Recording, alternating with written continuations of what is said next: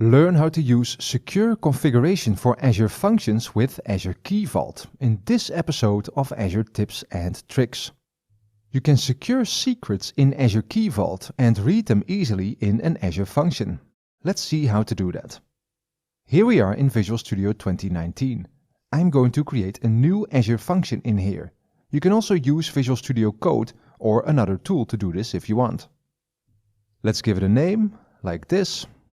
Create, and now I'll pick the HTTP trigger and I'll set this to anonymous so that we can test it easily.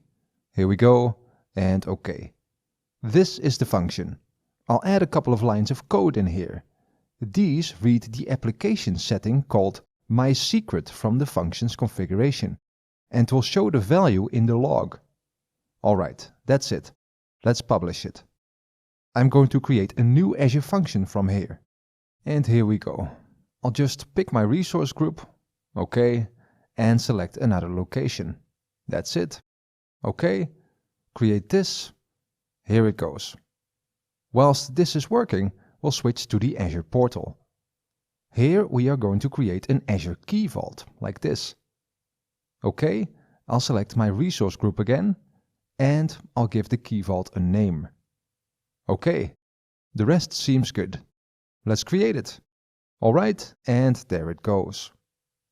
Let's switch to the Azure function. This has now been published to Azure. Here we need to go to Platform Features and Identity. Because here we can create an Azure Managed Service identity for the function. We'll use this to connect to Azure Key Vault without needing API keys. OK, and that's it. Now back to the Key Vault that has now been deployed. Here we go. In here, let's go to Access Policies. And let's add one here.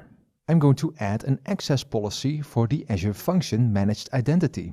This one. And this one will be able to do whatever it wants with Key Vault secrets. Here we go. OK, and save it. Now to add a secret. Here we go.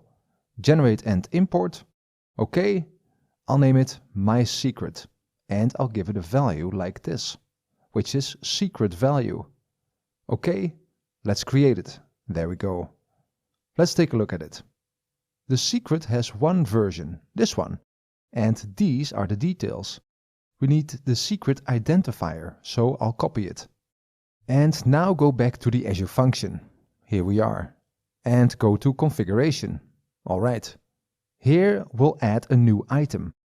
The name of the item will be mySecret.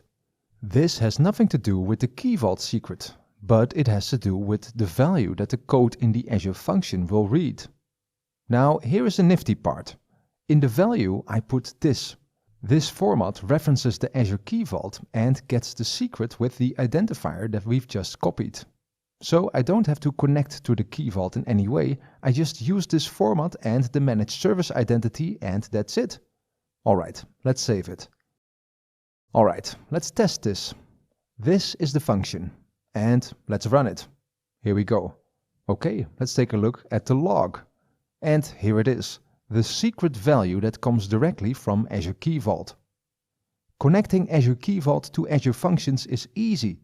Go and check it out.